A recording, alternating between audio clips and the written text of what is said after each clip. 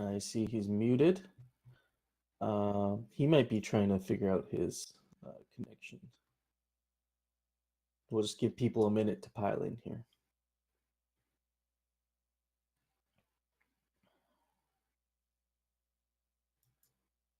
No route.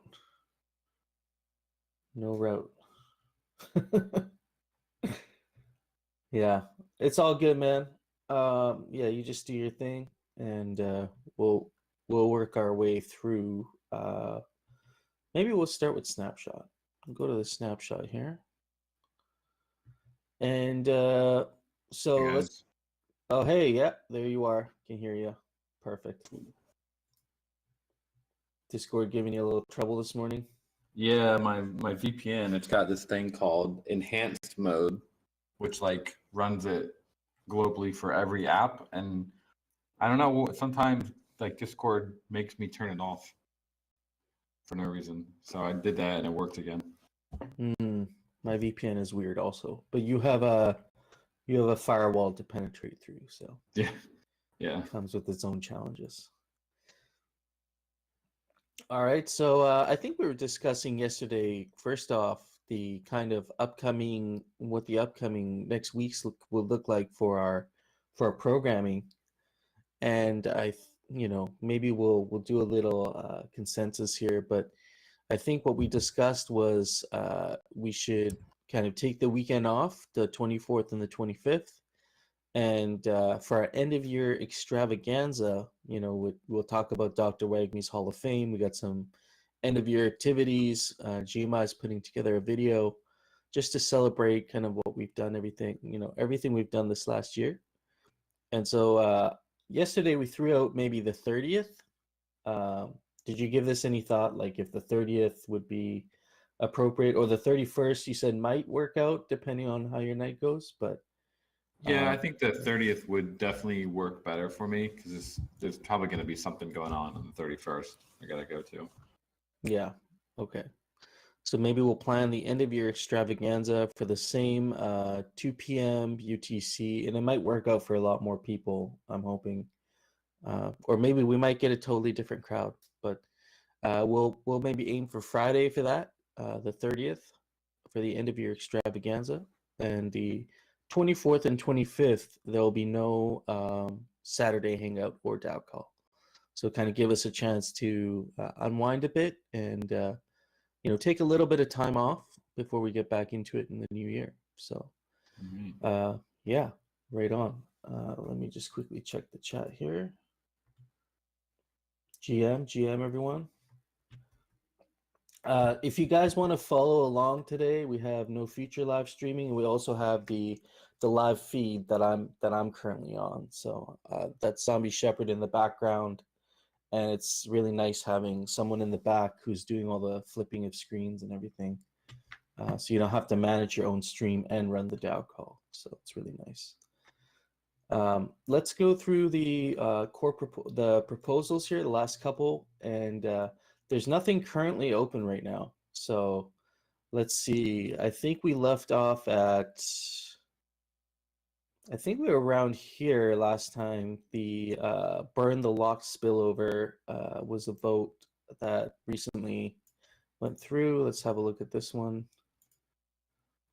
So this was the burn all currently locked spillover, or the same as option 1, but excludes spillover that's come from reservoirs.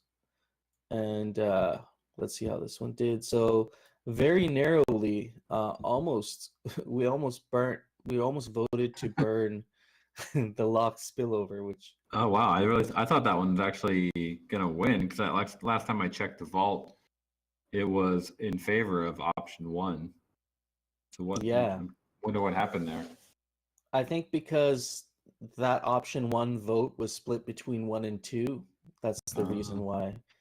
Because you can see option 1 got 36% and option 2 got 14%. So that's still, I think, a majority in favor, isn't it? It's very, very close. 36 plus 14 is 40. That's 50, right? So it's if you combine option 1 and 2, this proposal would have passed. Actually, it's just because let's see. Looks The like vote someone was came in with 70% was do nothing in the vault. was that the vault that said do nothing? Or Yeah, the 28,000 VLT was for do nothing, which was okay. 70%.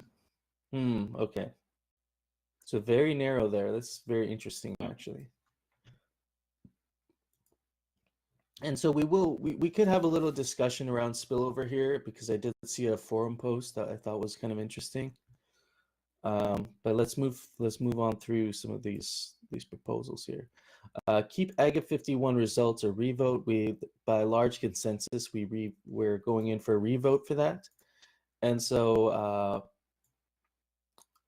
as far as what we need to do to move forward, I think everyone's confirmed in the signaling thread that whoever's still gonna be running whoever is not going to be running has confirmed in the signaling thread, I believe. So what we would do now, I guess, is just compile the names that are in the running, and then we would resubmit this proposal, I think.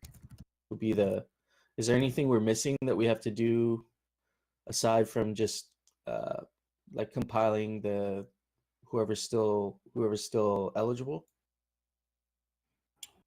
So I think, yeah, Golden Cross is going to be coming on a little bit later just to double check with Nice. everyone. And then he's planning to resubmit that probably tomorrow. Excellent. Okay, right on. Let's see here. Fund Alchemica spending competition. This was with Mark. We discussed this pretty thoroughly last weekend.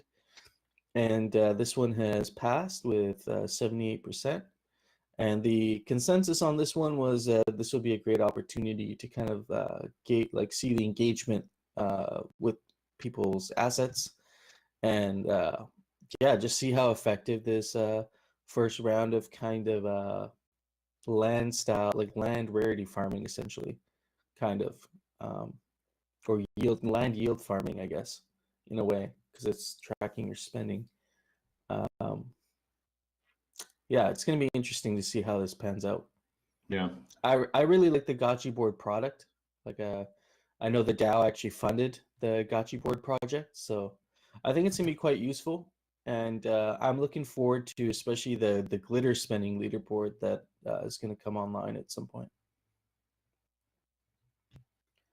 So we should keep that in mind, moving forward. Like, let's see how this rarity farming or land, or I don't know what we're calling it, but or I guess the Alchemica spending competition. That's the official name. So the Alchemica spending competition is going to be interesting to see how the funds. Well, you made an interesting point actually last week where you said the one way to measure success would be we're going to put 80K into this, funded between Pixelcraft and DAO. And so we'll get to measure the effect by seeing the amount of spending that this leaderboard is actually able to generate. Because if it can incentivize people to spend more than what was actually given out in form of prizes, that could be really promising. So yeah, pretty much. It's I mean, it's really just if we took that 80,000 worth of Alchemica and just burned it versus having people actually spend it and see if we can go above that 80K in terms of the value of it. yeah, absolutely. This is actually really the Gotchi board's come a long way. It's looking pretty nice. It's amazing, man. I love the UI that he's implemented. It's slick. Yeah. I think very much like on brand with Aavegotchi. So really, really like that product.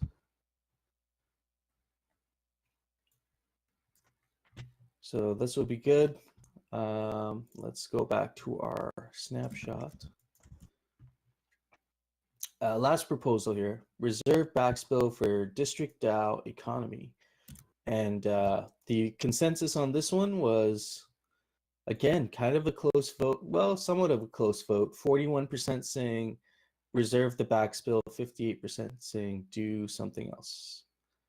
So we gotta think of some creative things that we might be able to do with our I think it's 420K worth of Alchemica.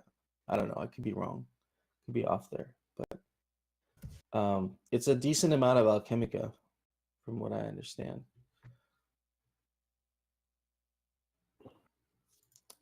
There's a forum post here. Let's find it.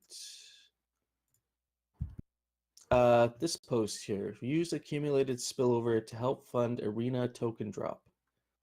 So Quincy posted this. Hi friends.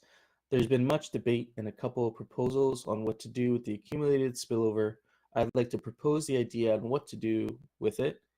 He'd like to propose to have the stored spillover Alchemica be used as token drops in the arena. In my opinion, this would be best use case of it, since spillover in the Gachiverse is currently not active, but is still growing daily. So he would like to propose the idea 25% of all future collected spillover go towards funding Alchemica drops in the arena once spillover is enabled in the Gachiverse. In my opinion, would add a small perpetual way of helping fund the arena token drops going forward. Granted, this is just an idea at this point and would like the community's feedback on the subject. So this is I think this is a really new post, posted 10 hours ago, but doesn't have a lot of discussion yet. So kind of would like to know what people think. Like, how's your arena experience been so far? Like picking up tokens, and do you see the DAO maybe funding a portion of that token drop going forward?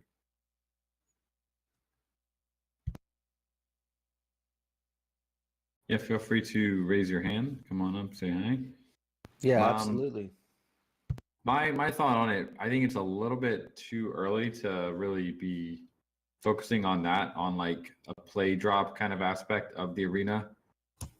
I'm more interested in seeing if we can encourage people to actually become tipplers and also have like buy-ins for tournaments and things like that, that would make it more self-sustaining rather than basically always bringing on new supply to fund the arena, which would make it kind of more of an inflationary thing. The idea of the arena is actually to make something fun that people want to spend their Alchemica on, and not being giving it away all the time. That's a very good point. Maybe it would create a false assumption that, I mean, you know, once you start doing something like this, it would maybe create a false assumption that the DAO is kind of expected to start funding, like over time, you know what I mean? There would be a, you know, maybe over months or whatever, if you turned it off and said, we're not doing it anymore, you would get a reaction rather than, you know, not implementing it to begin with. Let's see what people are saying. Hey friends, can you hear me? Yeah, GM.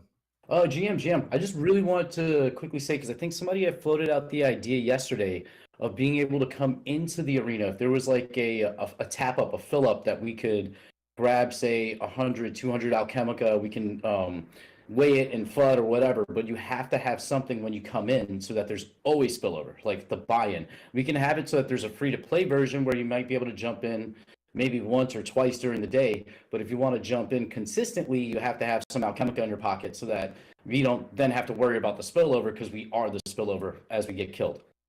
Yeah, I think if you look at the roadmap, the public arena is really meant to be a free to play for people to just come in, and if it's entertaining, there might be some tippers in there, but there's also meant to be more kind of pay to enter, not necessarily tournament style, but just pay to enter, and you can basically you'll be able to bring as much as you want into the combat, as it'll either be in your gachi pocket. I think that's probably how it would be done, or we're also working on having Alchemica. Basically, you can deposit it into your wallet, like in the game. Like if you think of more like Binance, where they have like you deposit your funds and it's credited to your wallet, not your gachi. So there's definitely going to be a way where people can bring Alchemica into the match. That's like 100% going to happen. It's just a question of, should is there a free to play option? I think there definitely should be, so people can play around before like committing to bringing some alchemica in to buy potions or whatnot. And then definitely some sort of tournament style where there's a buy-in and it's basically elimination. So whoever is the last gotchi standing would be able to walk away with all the prize money.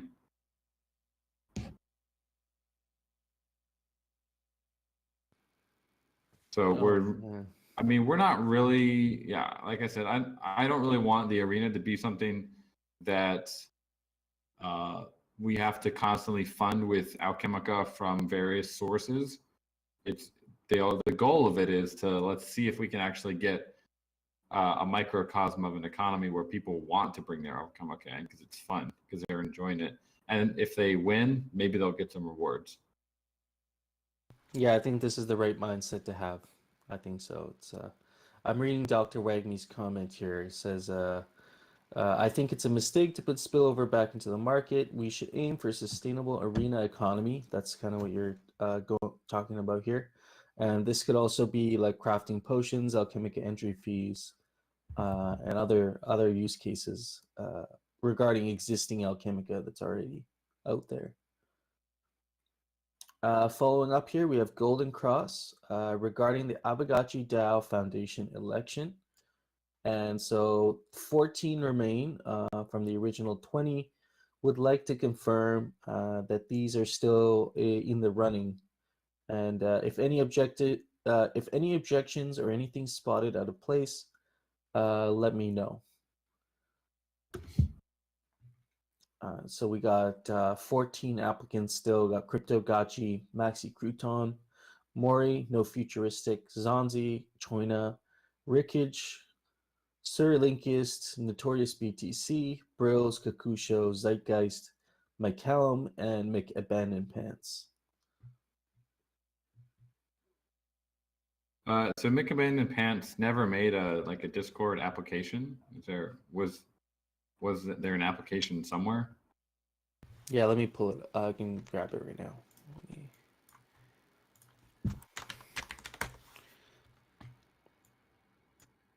Is he around to, or she around to? Yeah, McAbandoned Pants. Are you in?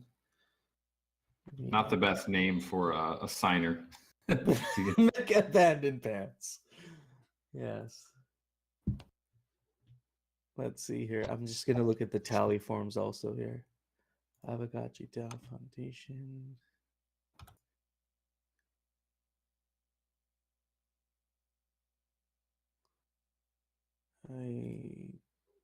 Okay, McAbandoned Pants. So he did submit in the tally form here.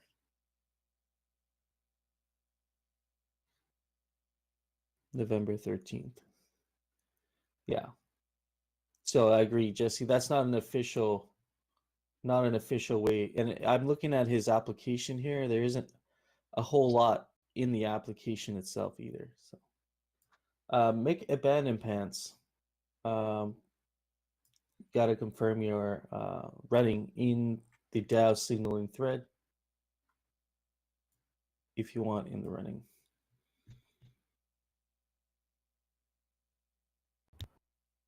Yeah. I will try and track him down after the meeting. I don't know if I have his contact, but I can. If anybody does have Mech Abandoned Pants as a Discord contact, if you can just ping them and let them know to post in the DAO signaling thread, that would be cool. I don't even. What's his Discord? I don't even see him here. Actually, let me pull up the form again. Seems like he's out. Yeah, honestly, I'll say he's out because even his Discord handle just says Make Abandoned Pants, so he doesn't have there's no proper username there. Yeah. It's Mac Abandoned Pants. That's why I couldn't find it. Mac Abandoned Pants.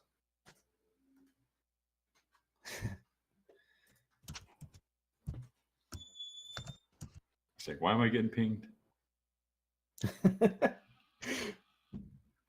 Everybody spam his DMs.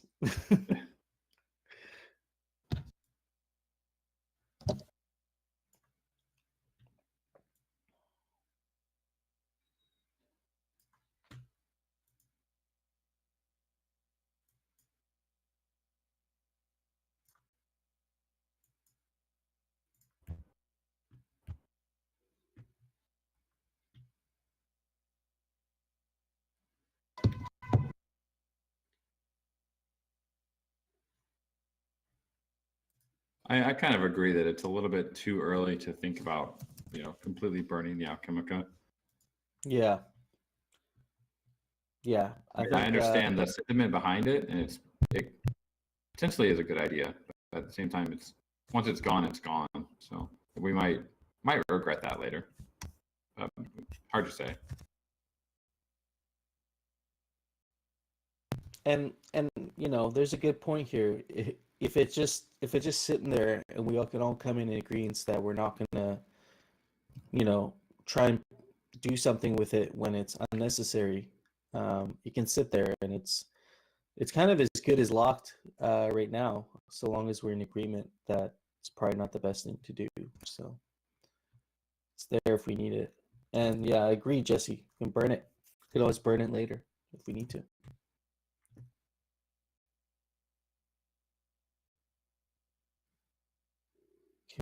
Quincy's saying, can we just stop adding to it? So that would mean like, are you suggesting like you would want to burn all spillover going, or the locked spillover or backspill going forward? Yeah, Choina saying, what's the rush? Once it's burned, it's gone. Quincy saying, stop doing spillover. I think the problem with that is, correct me if I'm wrong, but I think players or landowners feel like even if that spillover is not coming directly to them, that is still spillover they produced from their land. And so I guess the hope would be for that value that was created from their farming activity would somehow come back around at some point, through whatever creative ways we can think of.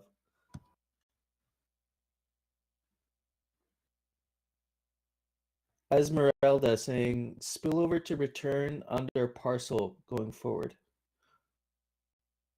I'm actually curious from a development, from a dev perspective, how like simple or how complicated do you think that would be to, when the spillover is generated, that it actually somehow makes its way back into the locked spillover in your land? I think we would just not mint that part. Interesting. Yeah.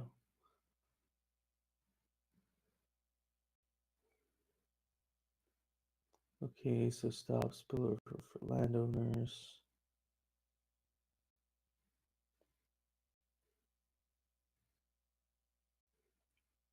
Yeah, I think we can get creative with it. Like, we have time on our side. Like the year's wrapping up. Let's sit on this for a bit. Let's think about it, and let's have this ongoing conversation. But I agree with kind of the sentiment echoed by some people here that the spillover is as good as locked, so long as we can agree that there's no real benefit to introducing this into the economy anytime soon.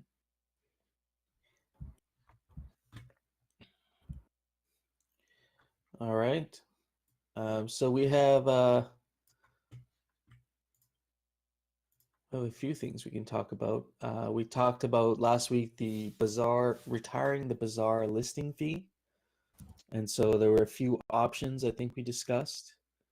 There was no fee at all, which sounded like maybe might not be the best idea because we might get more, the bazaar might become more susceptible to bots.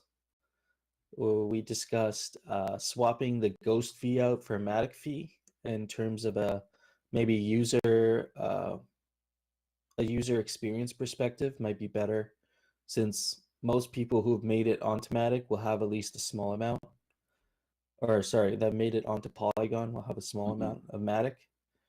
And there was a third option. I can't quite remember now.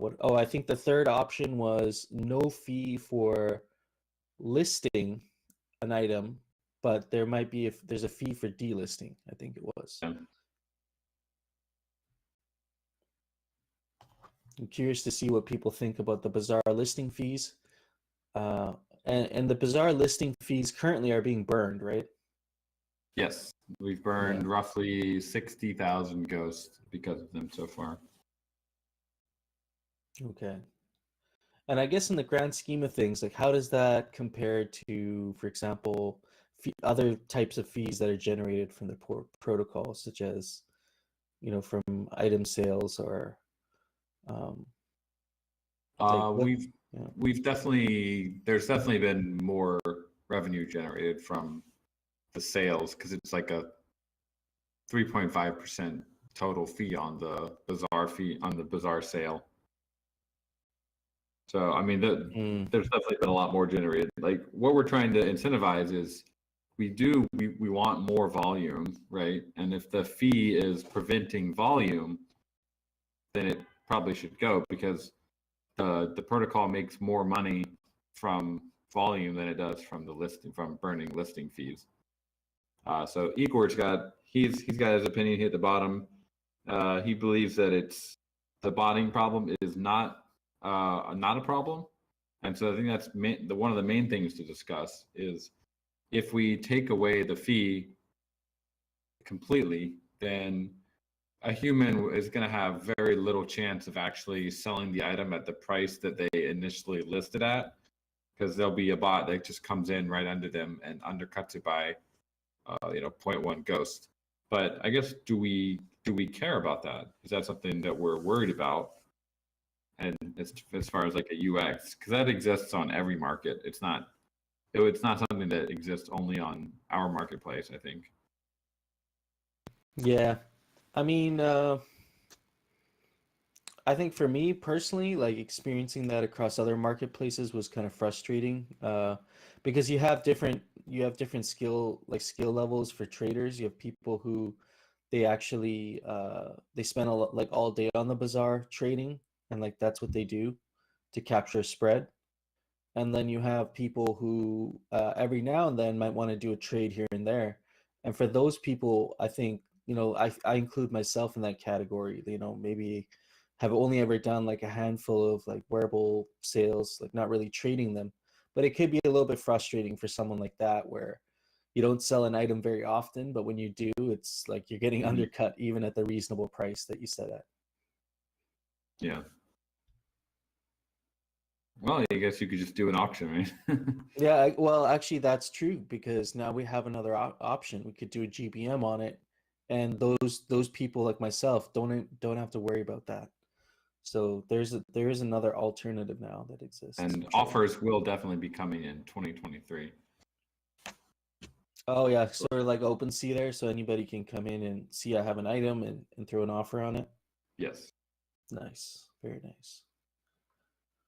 So I don't know. I mean, we could try removing them if the user experience is affected significantly. We could put them back, or we could try the free to list but cost to delist model. I think that's actually, is that what they do on OpenSea? Like if you list something, it's free, but if you want to delist it, I think it actually costs. It's not a fee, but it costs a gas transaction, right?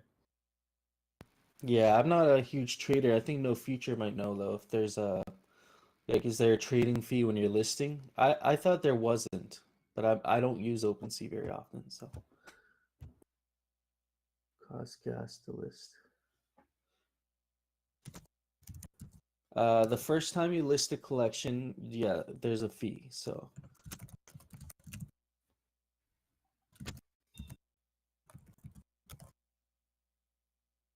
I mean, a path forward, we could just completely remove the fee and then see how, what effects happen if botting becomes a nuisance rather than something people don't really aren't bothered by, we could switch over to, okay, well, we'll bring the fee back, but we won't charge for listing an item, only for Yeah, I kind of like that.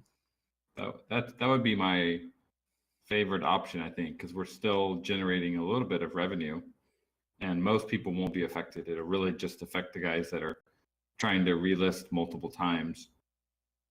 I mean, that could add up, but if you list it at the price you're trying to sell it at and it sells, then you're pretty happy. You don't have to pay 0.1 Matic. Yeah, the only thing is it might not address the undercutting issue, because I think it anybody. would, because the undercutters would have to delist and then relist. Oh yeah, you're right. No, that's true. They would have to do that. No, that makes sense. And I guess, what are your thoughts on what we just discussed versus implementing just a straight up just Matic fee? That's Matic. Because you did mention something interesting about gasless petting, and if these fees were, sufficient, maybe some sort of gasless, maybe not gasless petting, but some sort of gasless transactions could be introduced somewhere where Right. where it's a nuisance right now to deal with. Yes. So the other question is, where does the fee go? That might need to be a separate proposal.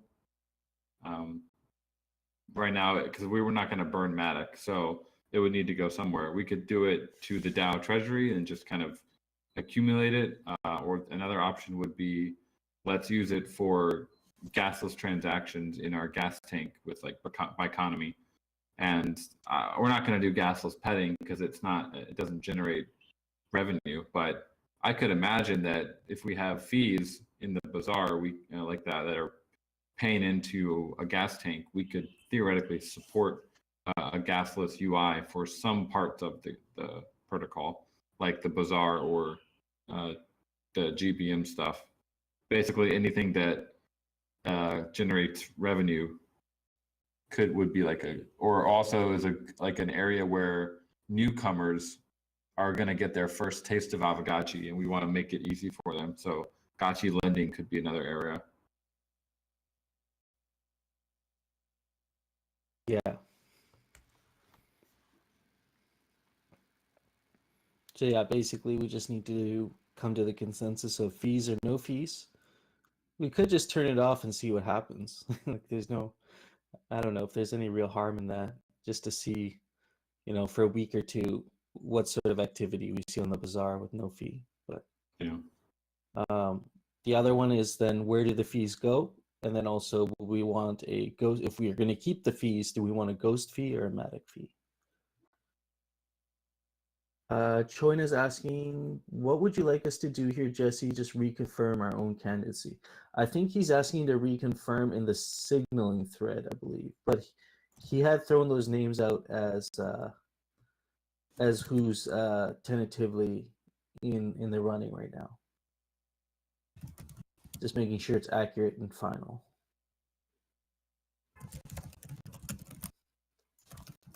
Yeah.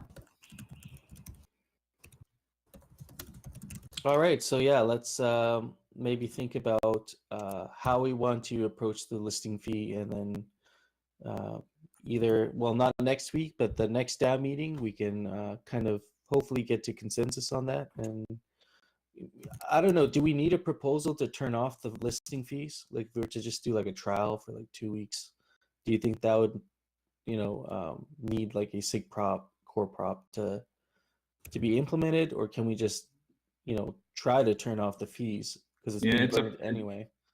It's a protocol level change, so I think it's worth having the full SIG prop, core prop. Okay. And also, second question, for is, I guess, a proposal would be fee or no fee, and then another proposal for how the fee would be structured, whether it's ghost or Matic. Fee for listing, or fee only for delisting, that sort of thing. So yeah, my proposal would be, number one, we're going to remove the fee for listing. Number two, add the fee for delisting and changing the price. Number three, the fee would be changed from ghost to Matic. And number four, the fee would go to a new wallet for gasless transactions. Number 4 does have a little bit of wiggle room where we could maybe do some sort of split between the gas tank and the DAO.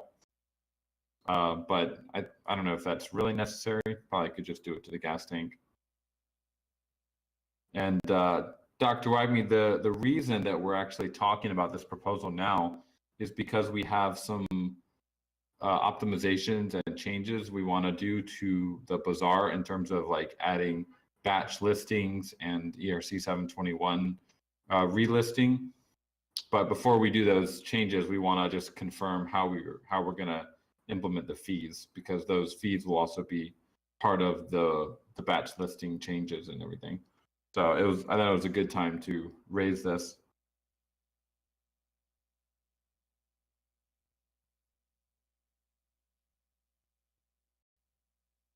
So Action has a couple points here. He's saying, in regards to my comment about the trial, he says 2 weeks in pretty dead market.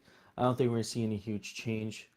So yeah, it's probably some truth to that actually.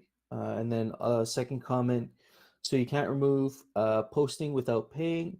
That sounds annoying to me. Feels like punishing for failing to sell.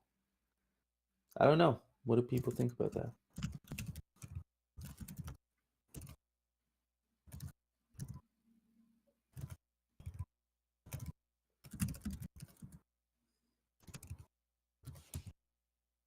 Zico saying, well, now, if you can't post without paying, if anything, on average, it's less fees. On average, it's less fees. Yeah, because I guess you're not paying both ways. You're paying only to delist. Thinking about the experience. No, that's important to think about, because we do want to make sure it's a smooth experience for someone who's kind of new coming to Aavegotchi, for sure. Dr. Wagme, what's more annoying, the fee or a bot undercutting you?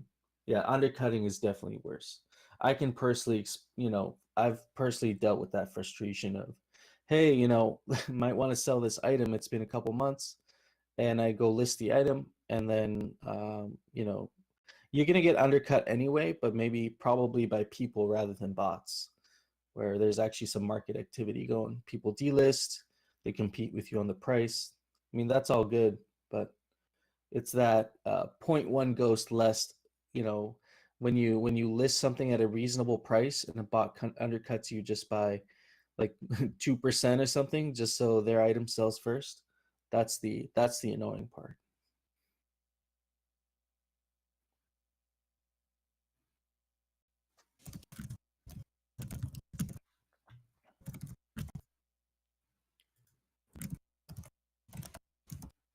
So I like your proposal there, Coder Dan. We should think about that and see if the DAO would feel this is reasonable. But I think it looks pretty good.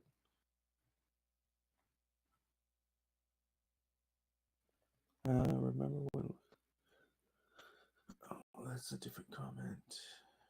Okay, yeah. So why don't we move on here? I wanted to talk about Dr. Wagme's Hall of Fame real quick, and actually, Dr. Wagme, if you're available and you want to just quickly speak on it. Otherwise, I'm just going to give a little brief rundown of what exactly is going on here. But you're welcome to come up and speak for yourself as well.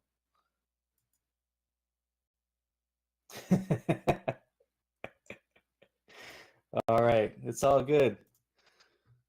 Just to confirm about the DAO signaling, you don't need to reconfirm. If you are leaving, if you're pulling out, then you need to say that. But if you are good to go, you don't need to reconfirm in the signaling thread. Okay, all good. Yeah, thank you. So we have the Aavegotchi DAO Hall of Fame. I'm actually really excited about this. So this is a project that Dr. Wagme teamed up with, sorry, 1 second here. Dr. Wagme teamed up with Bowtied Nerd, and to create this Aavegotchi DAO Hall of Fame project to recognize some of the big contributors to our community over this last year. And so mentioned the DAO call. The goal of the project is to appreciate and memorialize the great contributors in our community. DAOs are a great experiment, and the community is truly one of the greatest strengths of Aavegotchi. So this project recognizes 10 incredible builders and community leaders that have got us here to this point. So you're trying to drop the link there. Thank you. So Bowtie Nerd and Dr. Wegme each nominated 3 people for the Hall of Fame, and then they informed those people of their nomination and asked them to nominate another 3 members. So the process kind of cascaded out sequentially, and total of 19 individuals were nominated with many numerous votes. And the top vote recipients will be included in the first round of Aavegotchi DAO Hall of Fame at the 31st celebration. But I think we might be doing that a day earlier just based on what we discussed, and it might work out better for you, Coder Dan, to keep the exact same time, but we'll just do it the day before and have our end of year extravaganza on the 30th. So that should be good. To honor these community members, custom NFTs have been designed by Bowtie Nerd for each of the inductees. And so 100 will be minted for each of the 10. So that's 1,000. That's going to be 1,000 cards. And so they'll be split between, of course, Bowtie Nerd. A portion will be, I think a few of them will be given to each inductee. And then let's read on here and see what's going to happen with the rest. These will be submitted as fake gotchis on the 1224 Hangout. Assuming they're not flagged, 100 will be minted. Inductees receive 3 copies of their personalized NFT in a DAO-owned parcel NFT display case, which is really cool. And 25 copies go to the artist, 1 copy to Dr. Wagme for organizing the event, and other 70 copies will go to so the 70 copies will go to the Arcade Task Force. And so that will give them a opportunity to use these as game rewards or whatnot for competitions. ATF and Bowtie Nerd will split the royalties on that. And the Arcade Task Force has very generously offered up 10 of their fake gotchi cards to sponsor the project out of their 87. They're a big holder. The DAO Walk of Fame will feature DAO-owned humble roadside parcels along the west path from the center of the DAO district. These parcels will remain in the DAO's possession and feature the custom NFT in an NFT display case. So this is pretty cool, kind of like a trophy. This will help transform the DAO district into a fun and celebratory region. Also leverages DAO assets to appreciate and keep talented contributors. So I think a while back there was a core proposal that had gone through for, what was it? Was it 50 DAO parcels to be minted for the DTF? I think it was 50 DAO parcels. So yeah, Agap 44 and DAO parcels from Agap 44 are still pending transfer from PC. So I guess we will need those parcels minted before that date, right? Before the 30th. Okay, very good. Right on. And so Coder Dan says, will be delivered soon. Bear markets are tough, but we truly have something special in Aavegotchi. It was an incredible pleasure to run this project and to gather nominations. Unsurprisingly, but more importantly, the community values many different skill sets and types of contributors, something that we must embrace and maintain moving forward. We are partnering with GMI for the celebration, and so we've kind of we've planned some fun things for the end of year extravaganza, and so we'll also be promoting this Hall of Fame project. So you can bet it will be a very fun party. Please celebrate the community with us over the next few weeks as we induct 10 very special community members in the Hall of Fame. So Very good. Let's read some comments here. I'll plan to submit the pieces to the queue next weekend, so keep your eyes peeled and give it a heart. Yeah.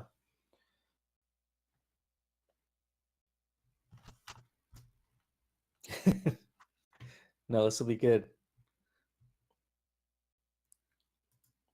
And so the only actionable item on behalf of Pixelcraft is just to get the parcels and Coder Dan. You said that shouldn't be long for too long for that. So very good. Let's read some of the comments here. Gotchi Bulls submitting a fake gotchi tonight. Okay, let's do it. I'm actually submitting a fake gotchi tonight also. All right, so and ZombieShepherd. So we got some really cool stuff coming down the queue, I'm sure. So we did Alchemica Spillover. Let's see, Bizarre Listing Fee, Hall of Fame. Rarity Farming Season 5 was brought up by Cookie Thief a little while ago, and I think there's been some updates to his post here.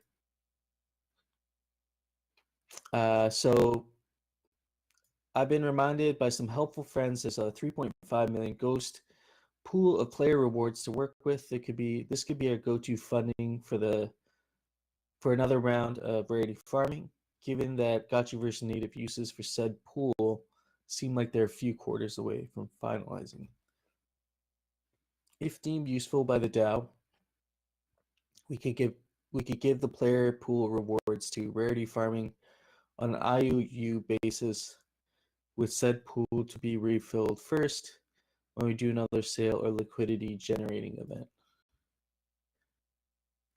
So our scheduling was season 4 was June, July. Season 5, this was the initial schedule, I think. October, November, and then February, March 2023. Some cliff notes here talking about the macroeconomics of the environment we're in right now. But of course, the good thing is there's deals to be had in sound projects. And so this could be something to consider here with paying out the ghost for rarity farming. And I believe the timing for rarity farming is supposed to coincide with the Forge coming out, I believe. So that might be interesting to see how people use those assets for to increase competitiveness for rarity farming.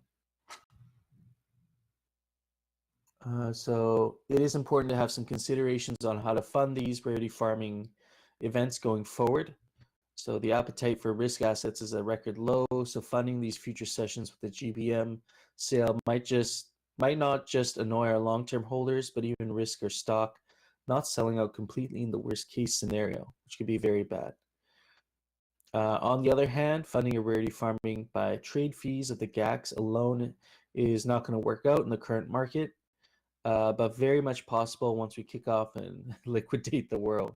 Maybe it's prudent to coast off our treasury while getting some Ghost and Alchemica sinks in to accompany Season 5 and plan accordingly for 2023 and beyond. While getting some Ghost and Alchemica sinks in.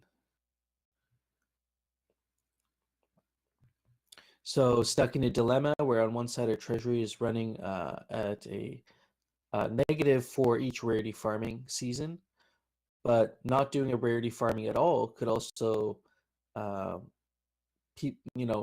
it might incentive, like people might not want to hold the asset because they figure their yield is drying up. But he follows up here and says, perhaps this is an acceptable risk to take, and we should focus on keeping the treasury filled, or perhaps we want to burn runway and focus on keeping our core user base engaged in preparation for new user acquisition and hopes for a better market. So I think someone also made a good point, alternatively, that if the rarity farming season, let's say we were to forego rarity farming season and use that money towards funding projects, not saying we have that many projects this size, but you'd be able to fund roughly 30 projects the size of the Forge. If we didn't do a rarity farming season, just as an example.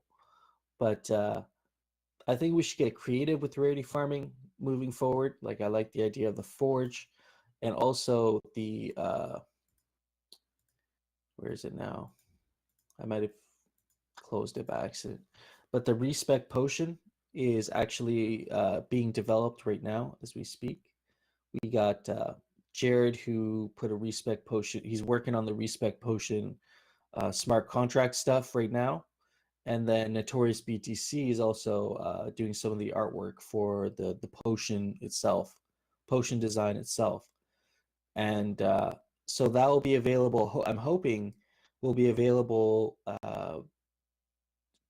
sometime either before or early in rarity farming, if we kick off in the new year. If we kick off in the new year here. So lost my train of thought there. One sec.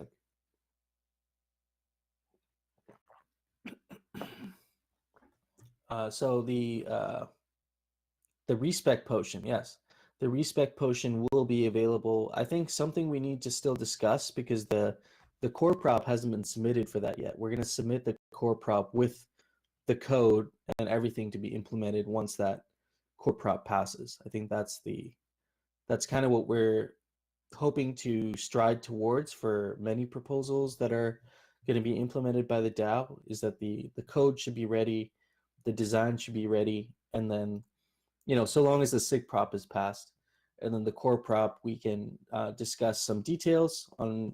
For example, one of the things that we could discuss is, how do we want these respec potions distributed? I think that was one of the things we had to still kind of yet come to consensus on, was, do we want the respec potions just airdropped to all gotchis that have reached a certain XP level, or how do we want to distribute these potions?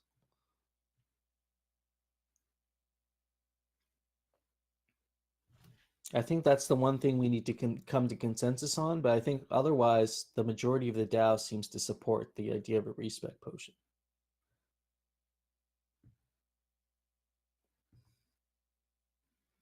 Seeing some people writing.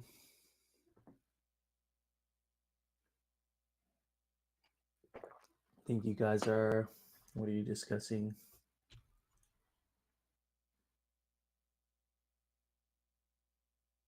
User focused blog piece for the Forge.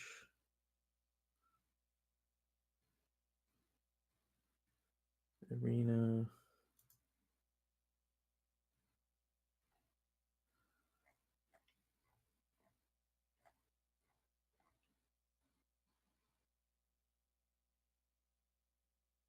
Yeah. What do you all think about the respec potion just being airdropped to everybody? Does that seem like a pretty simple solution? Anybody who's no airdrop, please elaborate, sir. No airdrop. Gotchi Bulls wants an airdrop. So let me explain. The idea behind the respec potion was, many of us have added our, as your gotchi gains XP, you're going to accrue points, I think, every 3 levels. So some of us have accrued at least a few points, in addition to the aging mechanic points. And we've actually allocated those points based on just purely rarity farming and aiming for the rarest, highest BRS impact. This kind of might change going forward. You guys have seen the meta in the arena right now. It's very early, but you could see where there might be potential to really adjust some stats on your gotchi and make it perform a little bit better than how it's performing right now. And so if you were given the respec potion, you would essentially be redeemed all the points that your gotchis, I think all the points that the gotchi would be accrued. That's something we can discuss also. But let's say you were to get back all the points from your aging mechanic as well as your XP, you would be able to implement that. You'd be able to implement the points and readjust your gotchi specs based on, for example, battling in the arena. Choina, that's a good point. Can we claim it like we did the backgrounds? Sir Linkius says no potion. Umami soulbound respec potion, so one per gachi at a specific snapshot. Well, what do you guys think? Do you think this respec potion should be tradable on the bazaar? I mean, we're not going to keep giving these out. This is a kind of a, I mean, maybe there's potential to use this again in the future, but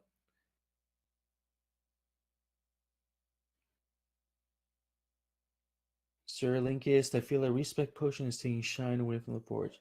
I don't think so. I think the forge offers its own significant value, but we have a way of actually manipulating gachi traits the way we want the gachi itself to perform.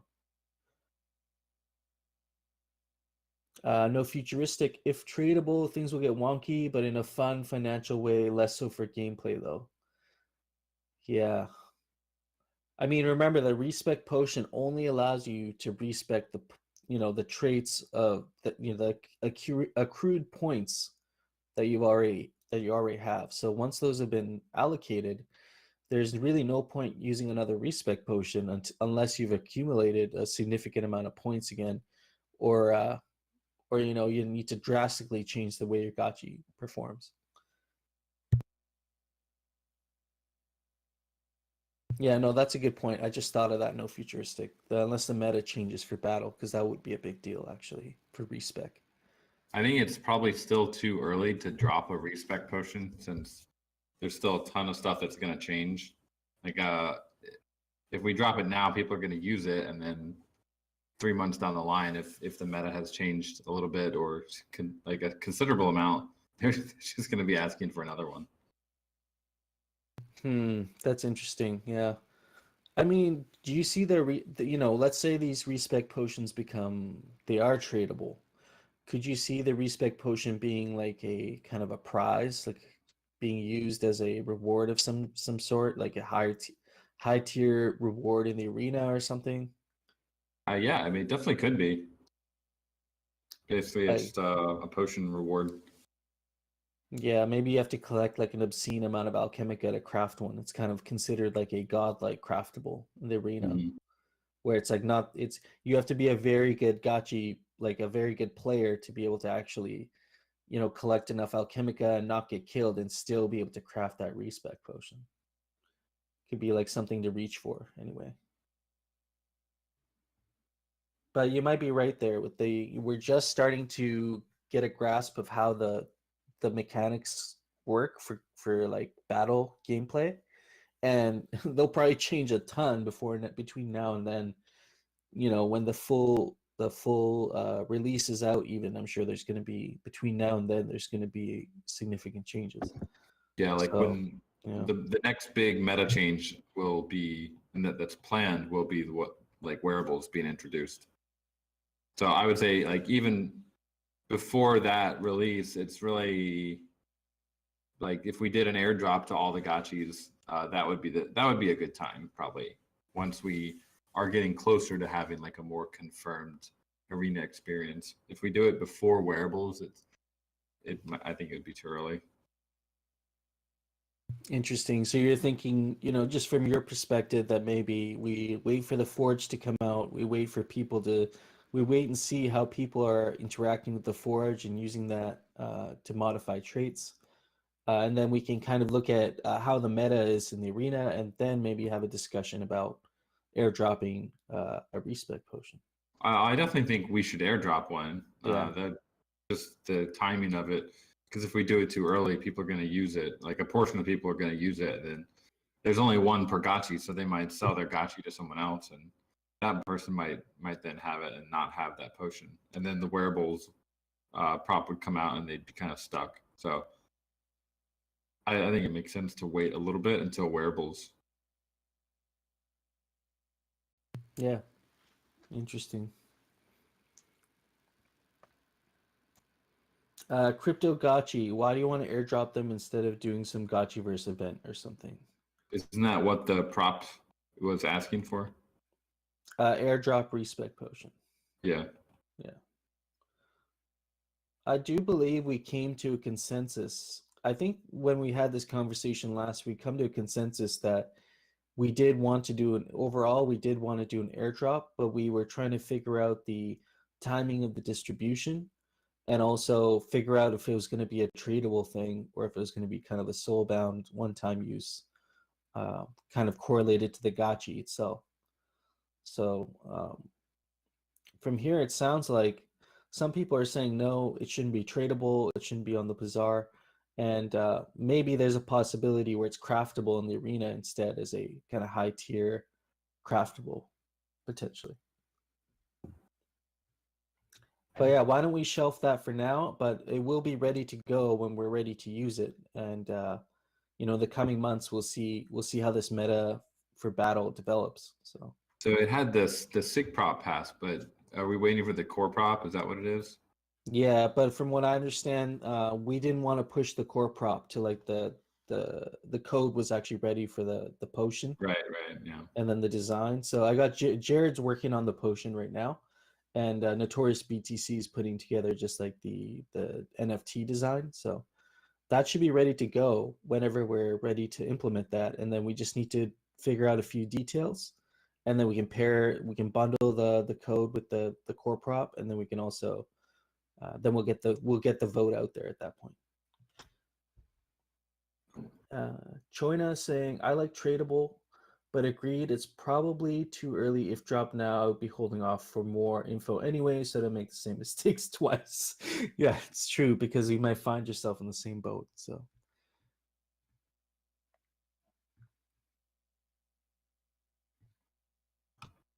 okay.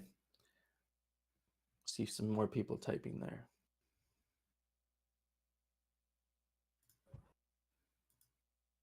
Now that we guys have seen combat a little bit, I got about 20 more minutes, but I'd love to hear any fresh ideas for eyes.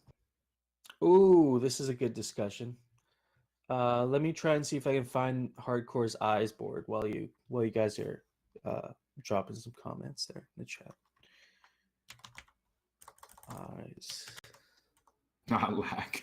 Not so by lag you mean inertia.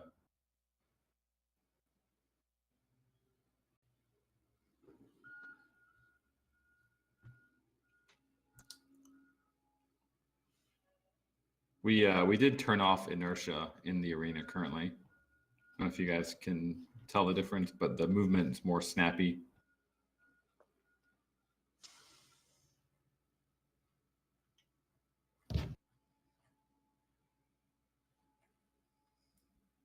Attack range could be interesting. That would be, so the weapons are going to have their own attack ranges.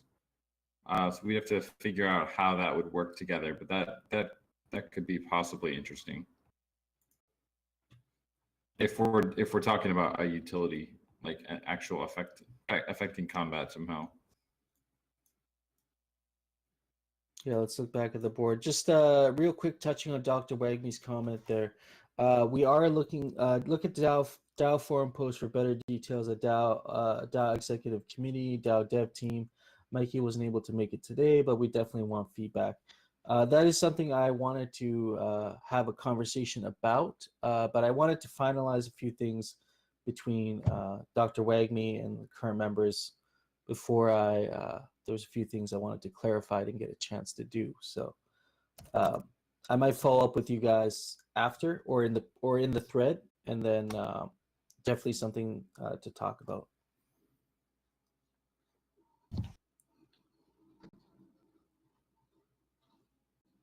Eyes.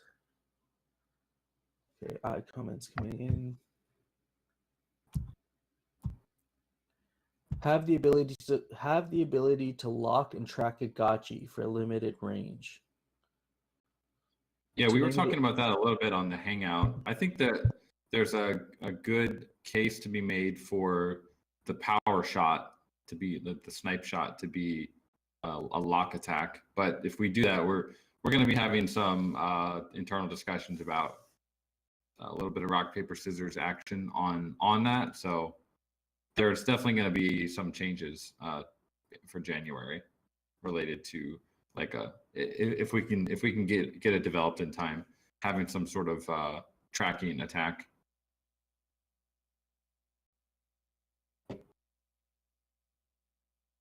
Yeah, I'm wondering if one, like the eye shape, could be like the locking effect, and then uh, maybe the eye color could be the stickiness of the attack. Like how, when you shoot a fireball, does it actually kind of curve? Does it follow you a little bit, or does it just go straight past you? If it's maybe like a different, I don't know. It's just a random thought I had. Looking at hardcore's Miro board here. Is there still a plan in place to use any of the previously suggested eye shape mappings that were mentioned? I think in the early Bible chapters? I think it was early Bible chapters that suggested some interesting ways to use the eye shape specific mappings. The original ones were basically handling and vision. So currently, you're able to zoom in and out. That maybe we take that for granted, right? Maybe that could be the zoom rate could be fixed by different eye ranges. That could be potentially interesting. And then the other one was the handling, which is currently what we're calling the inertia. So if you had like the original idea before we play tested it, I think was that low, like you would basically have snappier movement with certain eyes. Okay.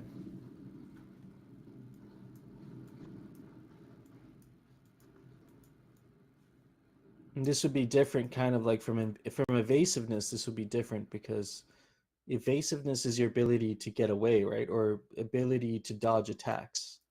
Whereas this is you're talking about handling specifically. Yeah. But I'm curious for zooming, do you guys find like when you're in combat, do you actually zoom out or do you zoom in more, or kind of mix of both? I don't know about you guys, but I stay at about 20%, like Yeah. 20% zoom. I'm usually playing with, yeah, Zico, 20 to 25. So having eyes linked to zoom, not really sure if that's a benefit, if people would actually use it. I think it could be interesting, say that you're in like a team game and you need to have someone's got to have vision, a little bit more vision. That could be interesting. But for like the day-to-day combat, I'm not sure that zooming in or out would be very helpful.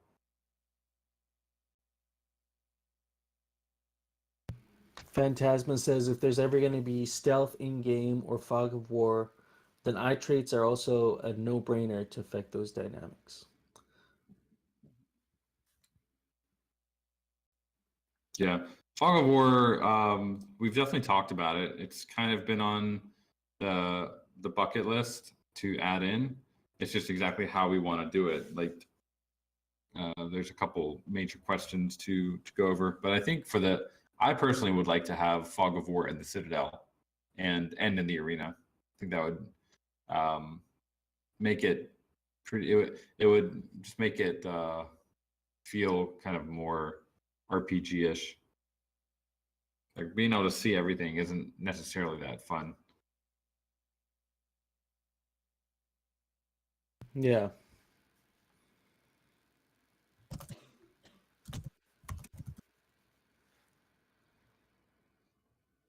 I'm just thinking like with the zoom, there's certainly times when it's beneficial to zoom out. So maybe it's the range that's restricted, not how far you can zoom out, but yeah, I guess that would be the same thing. But I feel like we're proposed to have a great Aavegotchi MOBA. I agree. Yep.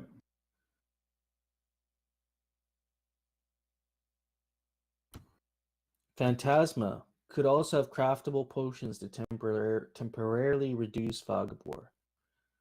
Like a ward, basically. Mm-hmm. I mean that would actually that would actually address one of the concerns, which would be if we did have a fog of war, there would be a subset of gotchis that would just not be very ideal for like effective at battle, possibly. So maybe having potions available might be a way to mitigate that, and so those gotchis would actually have to be they'd be fighting for their vision, like their vision, to be able to see further. Yeah, Dr. Wagner, the different classes are already taking shape. I'm looking forward to, I hope one of our like data-driven tools that we have, like Adventure.io or there's Fireball GG. I hope they put in some sort of a mechanic where you can actually look at the archetype of the gotchi. Like, is this a tank? Is this a kind of like a ranger? The specific strengths of each gotchi would be really interesting to see.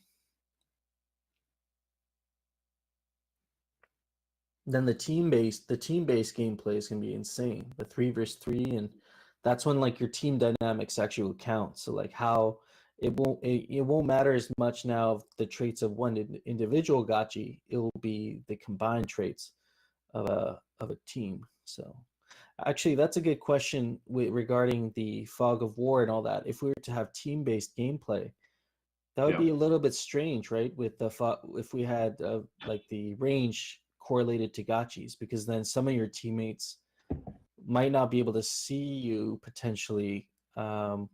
Well, fog of war, if you're allies, usually you're able to see what your allies can see. Okay. So, I mean, if we do introduce fog of war, having basically a larger, it would be natural to have like a larger vision radius, right? That would make total sense to have a bigger vision radius for one of the eye traits. But if we don't have fog of war currently, it's like zooming in and out. It's not really that interesting. But when you add in fog of war, then it becomes necessary to have different like vision radii for different types of players. That's pretty common. I think. Yeah. I think MOBAs, a lot of MOBAs do that as well. Like they have different vision for different heroes.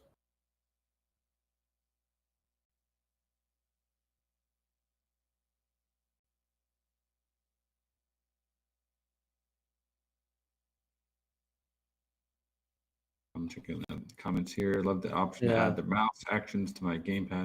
But I didn't want us to get too much into gameplay brainstorm, but I guess it kind of relates to the eyes, so it does relate back to the Gotchi versus Bible. But I don't want to get too much in brainstorm mode. If there's any other DAO, major DAO things to go over, we can focus on that as well. Just real quick, I'd like to, before we kind of end off here, going back to what Dr. Wagme put in the chat there earlier, we're currently working on a path forward that'll be effective for managing, funding DAO projects, and also moving the DAO forward on certain initiatives that we might want as a DAO to have. So just go this DAO structure that I put together with Dr. Wagme and Mikey J. This is something I still have to review with them, but really I didn't make any major changes. It's just the Aavegotchi DAO or DAO Foundation.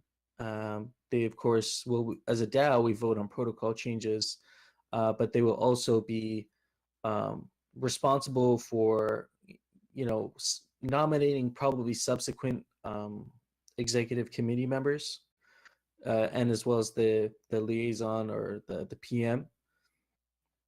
They would set compensation for those members and then approve funding for executive committee. So this would be, in my opinion, this would be kind of a replacement for the DTF.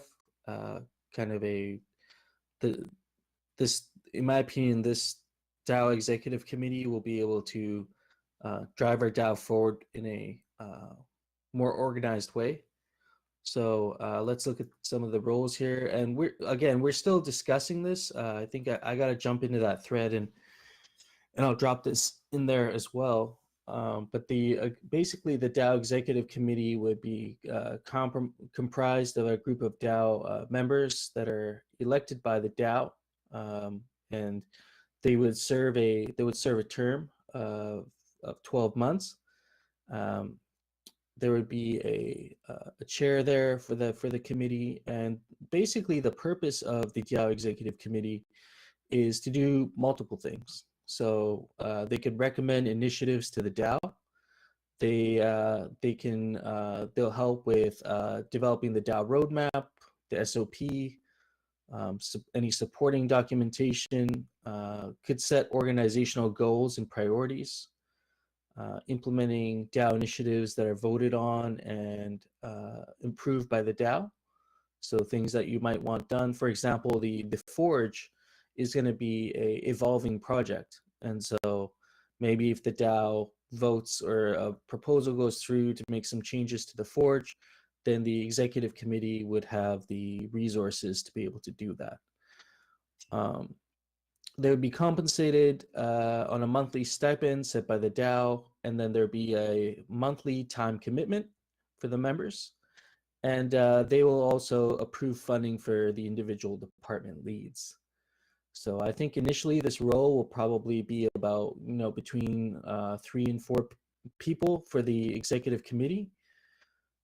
So what we have here are some combined roles. So we would have someone who is aside from the tech lead. So the tech lead would be someone who is orientated with programming, smart contracts, and that sort of thing, can oversee kind of the creation of DAO tooling and software development in the DAO.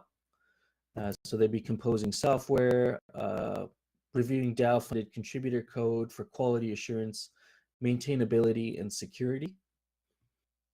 You would have a combined role of a communications and product lead who would be able to promote Aavegotchi protocol both internally and externally, oversee some marketing and PR campaigns, develop internal and external communications, so like branding or websites, press releases.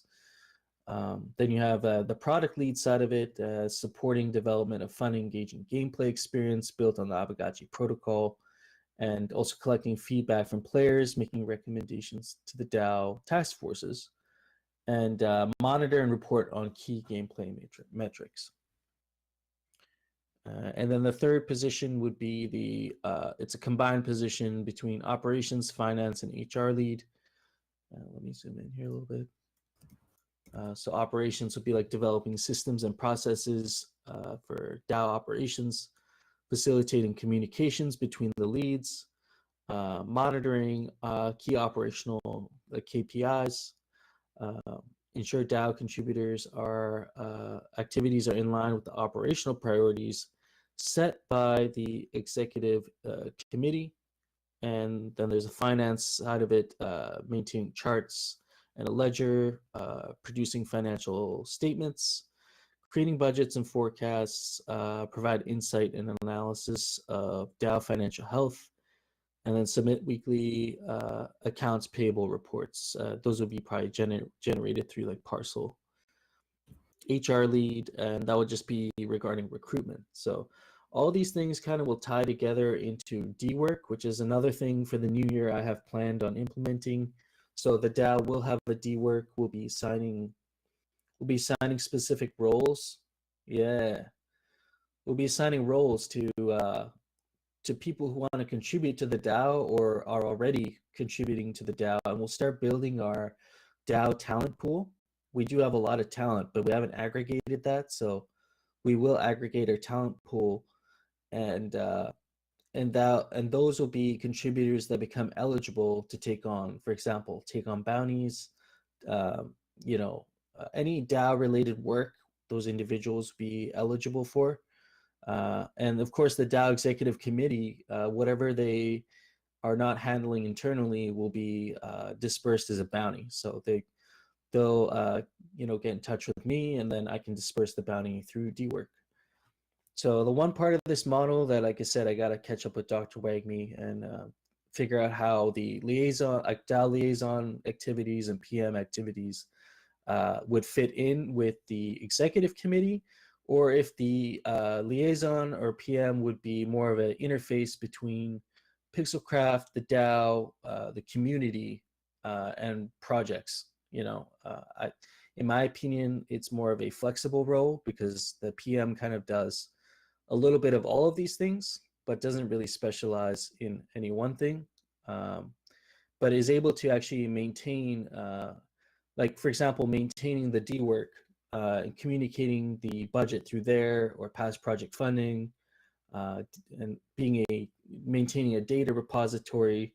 These sorts of things are really important, while also having that follow up with funded projects and being the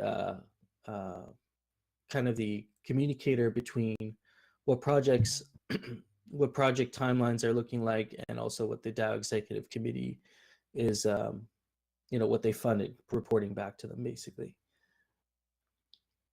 And so the DAO liaison is going to, or the PM is going to be responsible for building and maintaining the contributor pool, collecting community feedback towards some DAO initiatives, especially DAO projects that we might be working on, assist with processing grant applications, serving as the point of accountability for funded community projects, but that might be a shared responsibility going forward with the executive committee. Assigning reviewers and also consulting with the DAO executive committee to assess the feasibility of large grants. This thing that I think is going to be really valuable as a DAO executive committee, from my perspective, to be able to consult with them, especially on larger proposals, and get maybe some more feedback, rather than being the sole decision maker or initiator of like large grants. So we've had some really cool ideas, some really interesting ideas, but also fairly large grants. And so, I would be happy to work together with the DAO executive committee on things like that, and come up with a feasibility report or assess the feasibility of the grant, and then also come up with the appropriate budget for the grant. If it's a bigger ask than what's necessary. Also, PM will coordinate with DAO Media team weekly before and after meetings, and then of course leading the Sunday DAO meetings and the written material as well. So those are some of the activities I already do, in addition to kind of what I have planned for the next quarter. So it'll be good. I'm gonna probably check up with Dr. Wagme and Mikey J, and we'll have a more refined version of this. But essentially, this is the gist of what we're trying to create here, and I hope it makes sense. I think one thing I didn't address down here was the contributor and reviewers. So the contributor pool is going to be, of course, people with specialized skills. There may be some work for administrative support in the future. They'll also be available to review proposals. And so sometimes when you need a second look at something, the contributor pool will be really helpful for that. And then also overflow work. So eventually when we get really going and the DAO executive committee has their hands full, let's say they're working on something regarding the Forge, big project, big update, and there's some other big projects in the pipeline. Maybe some of the more day-to-day tasks or easier tasks could be assigned to the contributor pool in terms of overflow work.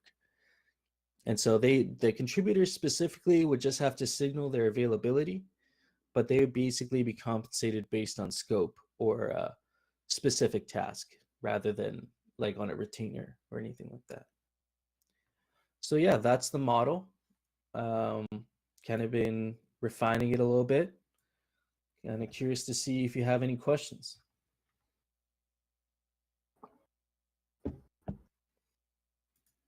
It's definitely a lot to take in. It's a lot. I just kind of ran through it, but I'll actually plug the link here. I'll plug the link here if you want. If anybody wants to just go there on their own time and kind of look through the different roles, and feel free to do that. Really, another point to mention here is the committee will be the DAO members will be elected, but I think we'll have some nominations, and we should be thinking about community members who have already executed and delivered on a high level. If we're going to be starting this out, because because this model has many moving parts, we want to give it the best possible chance at succeeding. And so we should think about, just members who have already shown that they can get funding from the DAO, execute on projects, and deliver. And so, honestly, I think the Forge team comes to mind there, and I think many of the members in there would be great in these positions. So something we can think about. But there will be an official SIG prop that we put out based on the discussions happening in the forums, kind of what we've gone through here, and of course, taking in some other ideas that peeps might have. So I'm gonna have to get off here, friends. yeah, But enjoy the rest of your Sunday, and yeah, great DAO call. yeah, thank you. It was really good, and why don't we just agree to enjoy our next weekend and touch some grass, read some Yes. books, or just relax. Like, we've worked really hard. We've been so consistent every week. So feel free to take a weekend off there, and we'll see you back again, I think, on the 30th. So enjoy your holidays, spend time with family. Like I said, maybe take some time away from Gotcha Gang for a little bit, and yeah. This it'd is be good. we'll be doing a little of that, but I got a lot of things to plan as well. This is holidays are great for some kind of uninterrupted planning that I've been wanting to do. Yeah, very good. That'll be good. And so yeah, enjoy it however you guys enjoy that. I'll be in the arena. I'll be in the arena all week. Well, so Yeah, the I arena know. has yeah, I wish, right? We've got about 22 hours left in the arena, but it'll be back in January.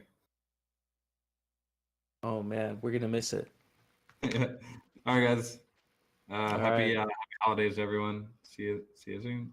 Yeah, Peace. happy holidays, friends. Peace out.